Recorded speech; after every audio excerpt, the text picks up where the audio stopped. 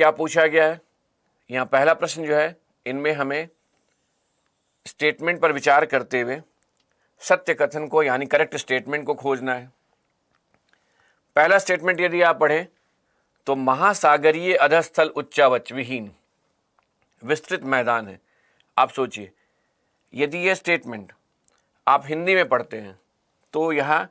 अधस्थल को लेकर हो सकता है कन्फ्यूजन हो कि आखिर ये वर्ड क्या है, तो आप तुरंत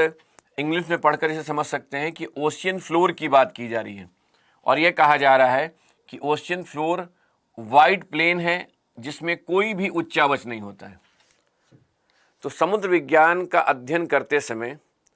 जिसने बेसिक लेवल पर भी इस टॉपिक को तैयार किया होगा वह तुरंत कहेगा कि यह स्टेटमेंट जो है गलत है, क्योंकि महासागर में अगर हम तट से नीतल की ओर महासागर के मैदान की ओर जाते हैं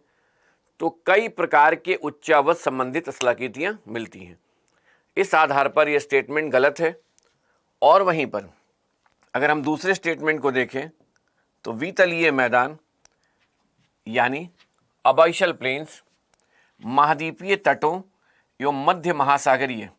कटकों के बीच पाए जाते हैं। तो यदि आपने डायग्राम को देखा होगा तो वितलीय मैदान यानी अबाइशल प्लेन तट से अगर हम समुद्र में यानी महासागर में नीतल की ओर जाएंगे, बॉटम की ओर जाएंगे, तो कटक के पहले आपको अबाइशल प्लेन मिलेगा और इस आधार पर यह स्टेटमेंट करेक्ट है। यानी इस क्वेश्चन का सही जवाब क्या होगा? 2, यानी सेकंड स्टेटमेंट ही केवल करेक्ट है, यानी बी करेक्ट आंसर हुआ। अब देखिए, जब आप इस क्वेश्चन को सॉल्व कर रहे हैं तो क्वेश्चन पढ़ते ही यह क्लियर हो जा रहा है कि यह प्रश्न समुद्र विज्ञान की भू आकृतिक यानी उच्चावच संबंधित विशेषताओं से, और जब कभी भी हम उच्चावच संबंधित विशेषताओं का अध्ययन करते हैं तो डायग्राम की सहायता से यदि हम लैंडफॉर्म्स को समझने का कोशिश करेंगे तो ना केवल उसे समझना आसान होगा बल्कि रिटेन भी आप लंबे समय तक कर सकते हैं, और जिसने इस टॉपिक का अध्ययन किया होगा उसके लिए क्वेश्चन बहुत ही आसान होगा। अब इसी क्वेश्चन को ध्यान में रखकर आप कैसे रिवाइज कर सकते हैं, तो इसे देखिए। यदि आप ओशियन बॉटम रिलीफ के चैप्टर को प्रिपेयर करते हैं और किसी किताब में डायग्राम देखते हैं तो कुछ ऐसा ही डायग्राम मिलेगा कि महाद्वीप के तट से यदि हम तट से समुद्र की ओर जाते हैं, यानी समुद्र की सतह है, तो जैसे हम समुद्र की ओर जाएंगे तो पहले हमें महाद्वीपीय मंग्र तट, उसके बाद महाद्वीपीय ढाल, महाद्वीपीय उभार कॉन्टिनेंटल राइज से होते हुए यह जो है अबाइशल प्लेन, और फिर आपको ऐसे कटक नज़र आएंगे और कटक के साथ साथ आपको भ्रंश घाटी, और इधर अगर आप इस डायग्राम को देख रहे हैं तो इस डायग्राम को देखने के साथ इधर आएंगे तो यह गर्त है, ट्रेंच है, और ट्रेंच के साथ यह महाद्वीप का वह भाग है जो समुद्र के अंदर है। अब देखिए, इस प्रकार के डायग्राम को देखने के बाद अगर आप खुद से डायग्राम ड्रॉ कर लेते हैं तो आपकी समझ भी बेहतर हो जाएगी और साथ साथ में आप अपना नोट्स तैयार करते हुए चल सकते हैं कि यदि आप महाद्वीपीय तट से समुद्र की ओर जाते हैं तो कुछ इस प्रकार से आपको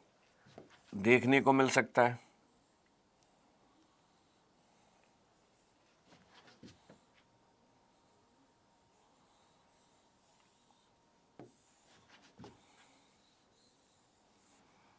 एक सिंपल डायग्राम के माध्यम से ना केवल आप इस क्वेश्चन का आंसर दे सकते हैं बल्कि साथ साथ में आप यह भी सोच सकते हैं कि इस प्रकार के प्रश्न अगर पूछे जाएंगे तो और कितने प्रकार से पूछे जा सकते हैं। तो देखिए, अगर आप डायग्राम पर को ध्यान देंगे तो यह कह सकते हैं कि समुद्र का वह भाग या स्थल का वह भाग जो समुद्र के किनारे होता है उसे तट कहते हैं, कोस्ट कहते हैं, और महाद्वीपीय तट का वह भाग जो जलमग्न होता है उसे महाद्वीपीय मंग्न तट कहते हैं, कॉन्टिनेंटल शेल्फ कहते हैं, अब डायग्राम देखते ही स्पष्ट हो रहा है कि यह महाद्वीपीय तट का वह भाग है जो समुद्र के अंदर है, और यहाँ समुद्र की गहराई क्या है? कम है। और जैसे ही आप महाद्वीपीय तट से अंदर की ओर जाएंगे, यानी समुद्र में अधिक गहराई में जाएंगे, तो महाद्वीप का वह भाग जहाँ ढाल की तीव्रता अधिक होती है उसे महाद्वीपीय ढाल कहते हैं। महाद्वीपीय ढाल और गहरे सागरीय मैदान को महाद्वीप का जो भाग जोड़ता है उसे महाद्वीपीय उभार कहते हैं। संरचना और संगठन की दृष्टि से महाद्वीपीय उभार का कुछ भाग महाद्वीपीय क्रस्ट से संबंधित होता है। तो वह भाग जो समुद्र की ओर होता है, समुद्र में अधिक गहराई में होता है, वहाँ महासागरीय क्रस्ट से संबंधित संरचना मिलती है। इस आधार पर यह भी कहा जाता है कि महाद्वीपीय उभार यानी कॉन्टिनेंटल राइज एक प्रकार का संक्रमण क्षेत्र होता है, जहाँ महाद्वीपीय क्रस्ट और महासागरीय क्रस्ट से संबंधित विशेषताएं एक साथ देखने को मिलती है। महाद्वीपीय उभार में ढाल की तीव्रता महाद्वीपीय मग्न तट से अधिक होती है। अगर आप डायग्राम को ड्रॉ करेंगे तो यह समझते हुए ड्रॉ करना है कि आप कौन से फीचर्स को डायग्राम के माध्यम से स्पष्ट करना चाहते हैं। तो अगर आप यहाँ इस पार्ट को देखेंगे तो स्पष्ट हो रहा है कि महाद्वीपीय उभार की ढाल, महाद्वीपीय उभार पर ढाल की तीव्रता महाद्वीपीय मग्न तट से अधिक है, लेकिन महाद्वीपीय ढाल से कम है।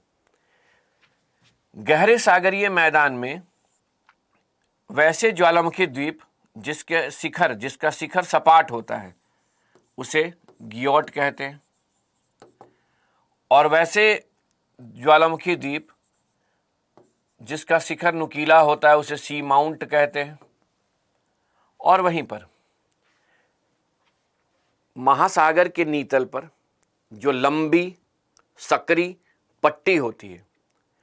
उसे महासागरीय कटक कहते हैं। तो यदि आप डायग्राम को ऑब्जर्व करेंगे तो ऐसा प्रतीत होगा कि इसी महासागरीय पट्टी यानी कटक के शीर्ष पर जो है एक भ्रंश घाटी होता है। तो इतना बेसिक लेवल पर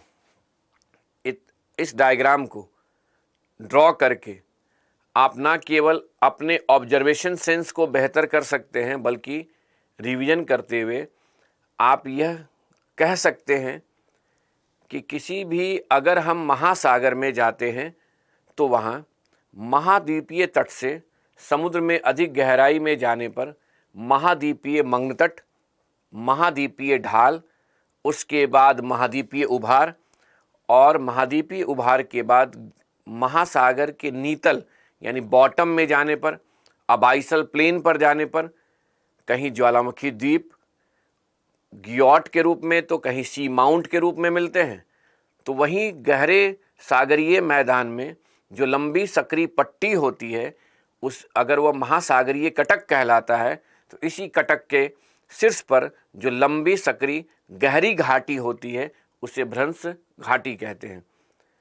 और जो महासागर के नीतल पर सबसे गहरा भाग होता है उसे महासागरीय गर्त कहते हैं। अब इससे डिटेल में अभी जाने की आवश्यकता नहीं है, क्योंकि अगर आप कोई एक क्वेश्चन सॉल्व करते हैं तो सॉल्व करने के बाद उस क्वेश्चन को ध्यान में रखकर जहाँ तक टॉपिक को रिवाइज किया जा सकता है वो उसे ही रिवीजन करते समय इम्पोर्टेंस देना है। नहीं तो ऐसे आप किसी एक क्वेश्चन को रिवाइज करने में हो सकता है बहुत अधिक समय भी दे दें। तो चलिए, ये पहले क्वेश्चन से यह स्पष्ट हो जा रहा है कि ओशियन बॉटम रिलीफ से संबंधित इन्फॉर्मेशन को समझने के लिए हमें डायग्राम के अध्ययन को महत्व देना है, यानी डायग्राम ड्रॉ करके उसे समझने का प्रयास करना है। किसी किताब या नोट्स में दिए गए केवल डायग्राम को नहीं देखना है या टेक्स्ट का ही केवल अध्ययन नहीं करना है, बल्कि जहाँ टेक्स्ट में जो लिखी हुई बातें होंगी उसे भी डायग्राम में कन्वर्ट कर लेना है। और धीरे धीरे जो है अपने कॉन्सेप्ट को बेहतर करते हुए जो डायग्राम आप ड्रॉ कर रहे हैं उसको और इम्प्रूव करते हुए चलना है, जहाँ जहाँ आवश्यकता होगी और उसके बारे में डिटेल में जानना है।